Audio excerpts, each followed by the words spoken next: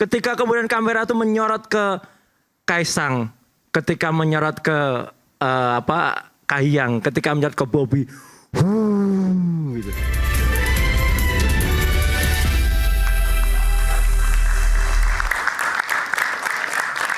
Dan sampailah pada sesi akhir, pernyataan penutup. Saya agak bingung memberikan siapa yang pertama. Tapi karena yang paling sedikit ngomong yang pertama tadi, Bung Hensa. Silakan. Ya, terima kasih Mas Aiman. Kami sebagai rakyat hari ini terhibur ya. Kita tepuk tangan yang meriah untuk rakyat bersuara. Wah. Tapi kalau tadi saya dibisiki harus menyampaikan beberapa hal, saya akan menyampaikan dua hal tentang pidato Pak Prabowo pada saat pelantikan. Jadi menurut saya salah satu inti poin Pak Prabowo di pidato itu adalah dia ingin menyampaikan bahwa saat ini Indonesia harus menghadapi kenyataan yang tidak lagi dipoles-poles gitu. Jadi ibaratnya pencitraan Pak Jokowi 10 tahun itu selesai dalam pidatonya Pak Prabowo 1 jam. Dia bicara tentang ya kita boleh bangga kalau kurang lebihnya begitu ya. Kalau kita masuk sebagai anggota G20, sebagai kekuatan ke-16 ekonomi terbesar di dunia. Tapi kalau rakyatnya masih miskin, buat apa? Itu keren banget loh. Terus dia sampaikan juga untuk kedua kalinya saya dengar tentang kemiskinan bahwa bila rakyat kita usia 70 tahun masih mengayuh beca, itu belum merdeka. Sebelumnya dia tulis semuanya itu dalam buku Paradoks Indonesia.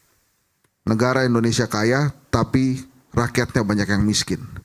Nah sekarang setelah acara Aiman ini mudah-mudahan kita bisa lihat bagaimana Pak Prabowo dan para menterinya menerjemahkan si paradoks Indonesia itu. Supaya Indonesia lebih baik kondisinya. Tapi yang paling luar biasa menurut saya. Selesai pelantikan. Pak Prabowo kan naik Garuda Maung tuh ya. Itu seperti ingin bercerita tentang mobil nasional. Kalau saya membuat mobil nasional yang namanya Garuda Maung, ada barangnya. Tidak seperti mobil nasional yang 10 tahun sebelumnya diceritakan.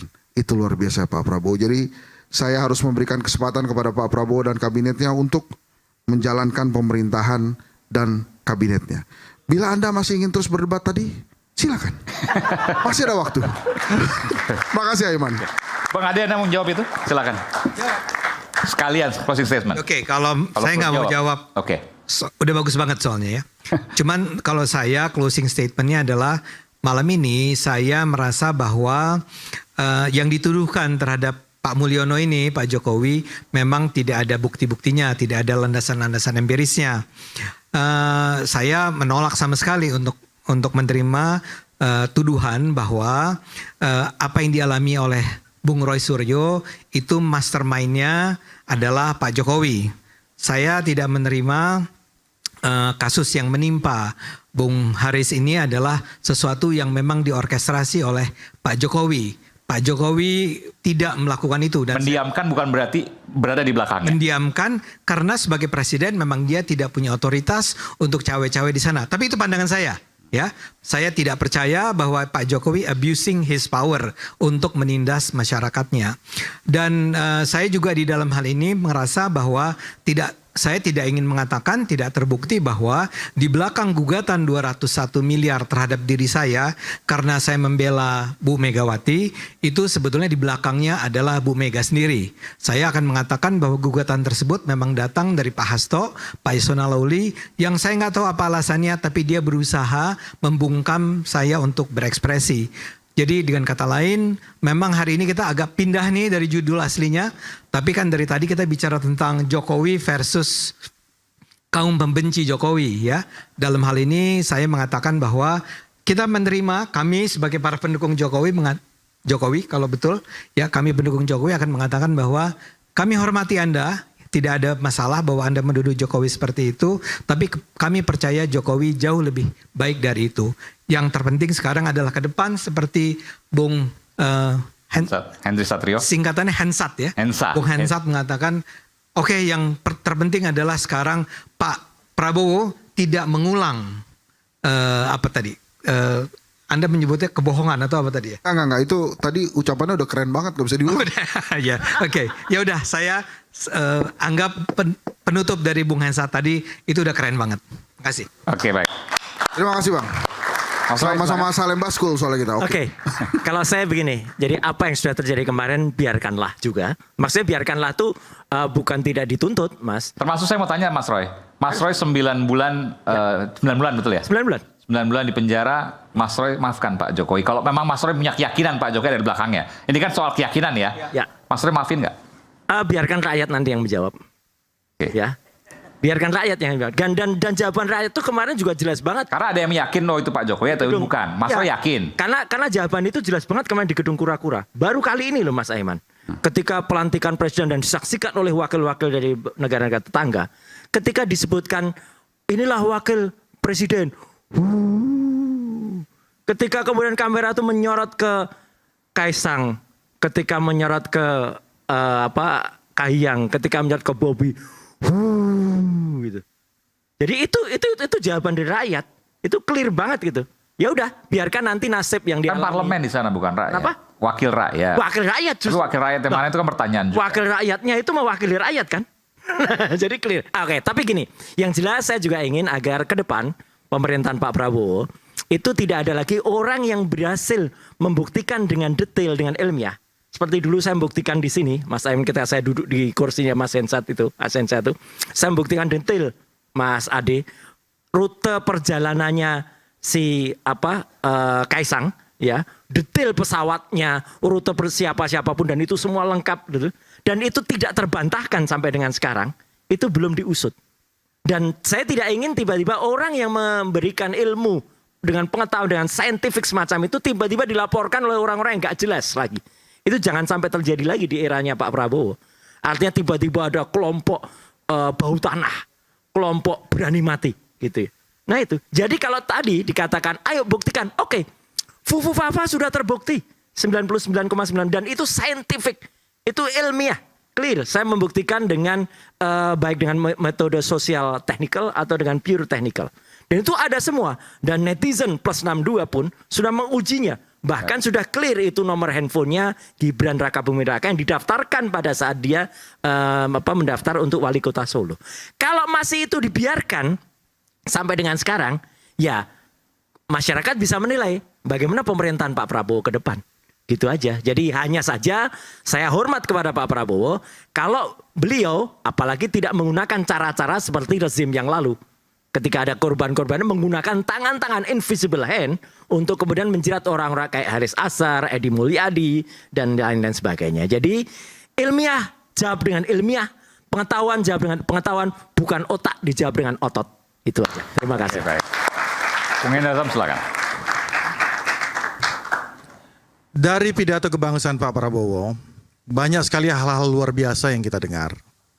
Tapi saya sebagai seorang yang pengikut dia sudah belasan tahun, yang saya tahu dari beliau adalah konsistensi. Konsistensi itu apa? Saya ambil 2 contoh saja, ya kan. Anda dulu, ya kan, para lawan-lawan politiknya mengatakan prabocor, ya kan. Di mana paradoks Indonesia sebagai ideologi beliau, pattern ideologi beliau, di mana ini tidak boleh kebocoran ini ada, sumber daya dan sebagainya, itu konsistensinya diimplementasikan dia. Dalam Perpres terbaru bahwa Kementerian Keuangan langsung di bawah Presiden. Sangat strategik sekali. Itu menghindari kebocoran tadi yang... Yes. Oke. Jadi tidak ada layer lagi. Ya, ya. Kementerian Keuangan langsung ke gua. Biar apa? Segala macam. Pajak. Ya, bea cukai. Langsung ke gua. Nggak ada layer-layer lagi yang main-main di situ. Bukan Ya Menko kan? ya padahal. Langsung. Ya, langsung melalui Perpres. Ya. Itu konsistensi. Yang kedua, hal yang kecil tapi orang kadang-kadang nggak ngeh kemarin. Soal masalah kesejahteraan hakim.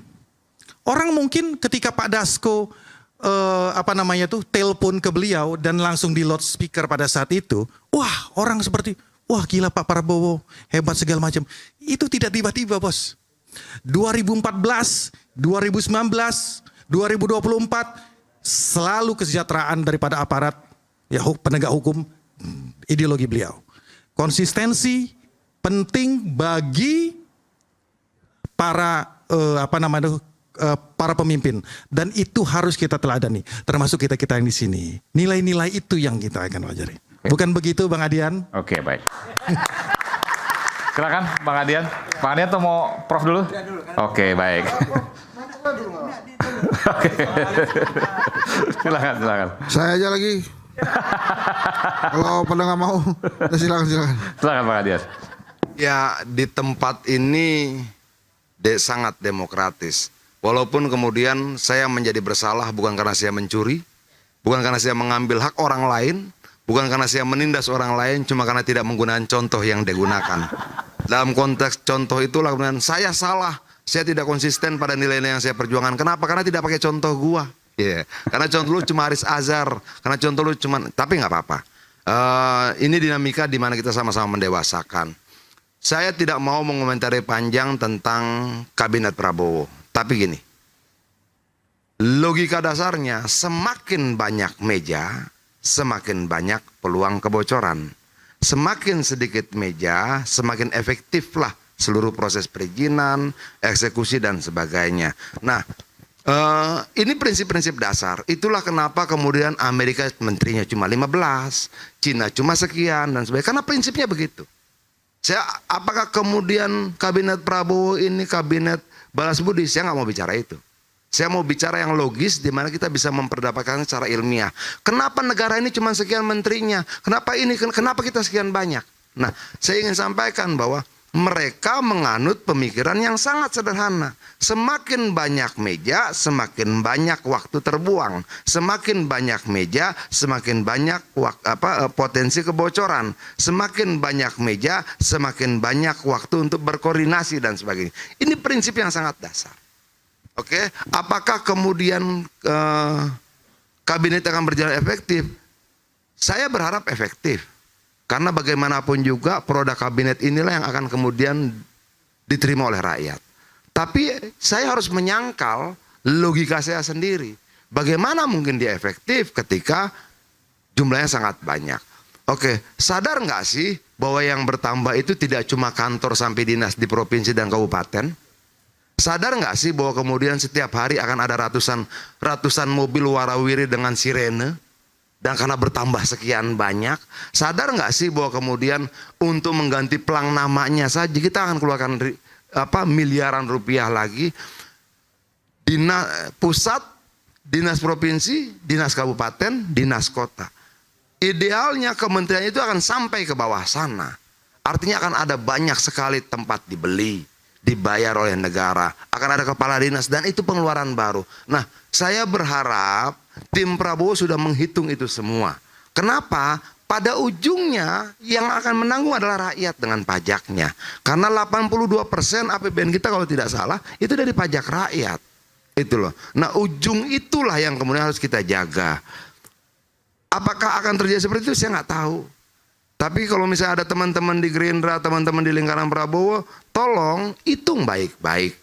Itu loh, hitung baik-baik. Kenapa? Gede banget anggarannya. Di Jawa Barat ada 27 kabupaten kota. Apakah seluruh kementerian baru itu harus membangun dinas di tiap kabupaten kota itu? Ada 400 sekian kabupaten kota. Artinya kan ada 400 sekian tempat. Mejanya bagaimana? Itu dihitung dong. Dihitung. Gajinya bagaimana? Itu dihitung. Semoga saya salah. Karena kalau saya benar, menyedihkan buat rakyat. Semoga tim kajian Prabowo benar. Sehingga itu baik buat rakyat. Terima kasih. Oke. Pak Pandi, silakan. Ya, saya ingin menyambung apa yang disampaikan oleh Bung Hemsan. Hemsa. Jadi ada satu poin yang menurut saya sangat penting ya dari pidato Pak Prabowo pada saat pelantikan, yaitu upaya untuk mengentaskan kemiskinan. Mengentaskan kemiskinan itu tidak bisa dicapai dengan cara membagi-bagi sembako, ya, membagi-bagi bantuan tunai. Karena kemiskinan yang ada pada saat ini itu berdimensi struktural. Jadi orang tidak bisa keluar dari kemiskinan kalau hanya sekedar bagi sembako. Ya. harus ditempuh cara yang lebih sistematis ya, lebih terprogram. Dan saya pikir ya, saat ini koperasi harus diberdayakan ya. Saya bertolak dari pengalaman melihat nasib nelayan di Kepulauan Riau. Kebetulan saya 16 tahun bekerja di Kepulauan Riau ya. Dan saya lihat potensi perikanan sebagai contoh saja ya di Kepulauan Riau itu bisa dimaksimalkan dengan mengoptimalkan kehadiran koperasi nelayan. Oke, ini untuk kemiskinan ya Mas? Ini kemiskinan. Jadi satu sisi bahwa tidak bisa hanya bagi sembako, bagi BLT, harus ada upaya-upaya yang lebih struktural. Dan menurut saya ini adalah kesempatan untuk koperasi yang sesungguhnya ya, bukan sekedar koperasi hadir berbadan hukum, kemudian hanya berfungsi berjalan hanya 3% atau 7%, tapi betul real koperasi ya, mungkin koperasi nelayan, koperasi petani yang mendapatkan pas pupuk, dan koperasi mungkin pegawai-pegawai pemerintahan yang untuk kemudian mengembangkan koperasi sebagai sokong. Saya kira itu yang paling penting. Jadi kita kembali ya. Jadi harapan saya ke depan Pak Prabowo betul-betul memenuhi janjinya untuk memberantas kemiskinan secara struktural, bukan secara finansial orang per orang. Begitu. Baik, makasih. Dan memang sejarah baru lahir Kabinet Merah Putih yang kemudian hari ini kita bicarakan. Dan kita tentu punya harapan ke depan agar kabinet ini berjalan mulus. Apa yang tadi disampaikan tentu menjadi pengingat bagi kita semua. Tapi izinkan saya untuk memberikan apresiasi terhadap Bung Roy Suryo dan juga Bung Haris Azhar. Karena biasanya orang yang sudah kena hukum, apalagi ditahan 9 bulan, itu tidak berani berbicara. Tapi Bung Roy Suryo, Bung Haris Azhar tetap lantang untuk menyuarakan apa yang ingin disuarakan dari nuraninya. Saya ucapkan apresiasi terkait itu. Terima kasih. Dan ya... Belum ya? Belum. Oke. Bung Haris silakan. Saya lupa, mohon maaf. Enggak, saya cuma dikit aja mau nyambung tadi Pak Asrun ya. Soal apa tadi? Koperasi. Koperasi untuk menjawab kemiskinan yang nggak bisa hanya dibagi dengan BLT ya. Nah itu kalau dalam temuannya Tempo itu bahasanya karut-marut mengelola APBN. Nah ini makanya kita harus ungkap itu semua dan harus diperbaiki. Nggak bisa langsung perbaiki tanpa mengungkap. Makanya baju ini relevan. Jadi sebetulnya Pak Asrun itu cara berpikirnya nggak bisa bohong. Metodologi hukum kalau dirasapi benar-benar dia harus duduk di sini. Gitu. Jadi artinya susah kita untuk berkelit dan menghindar untuk mengatakan bahwa betul di zamannya Jokowi ini ada banyak yang ngedrop. Kemampuan rakyat ngedrop untuk membeli hari ini. Orang dibikin tergantung dengan kemiskinan. Ya kan? Ada banyak kekerasan. Gak perlu nyebutin contoh ya tadi kata Adian. Jadi ada banyak hal yang terjadi di masanya Jokowi itu, yang itu jadi beban untuk diungkap dan diselesaikan.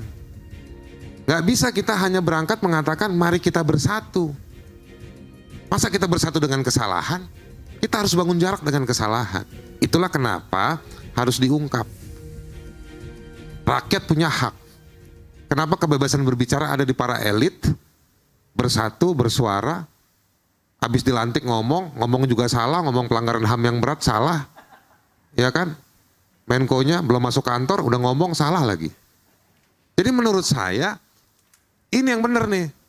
Rakyat bersuara. Nah, ini kan imaji yang diproyeksikan dari Kebon Sirih. Tapi sebetulnya forum seperti ini harusnya terjadi di banyak tempat. Dan teman-teman yang baru berkuasa harusnya 109 atau cuma 19 atau 1009 isi kabinetnya. Dia harusnya menjawab, menjadi mirror dari problem yang ada di lapangan hari ini. Ketakutan, kemiskinan, kelas menengah ngedrop, cari pekerjaan susah. Buruh banyak yang dipecat, ya kan? Termasuk para elit-elitnya juga perlu dilatih juga. Jangan cuma ngotot kalau digugat perdata salah. Kira-kira begitu. Baik. Baik, terima kasih Bung Haris.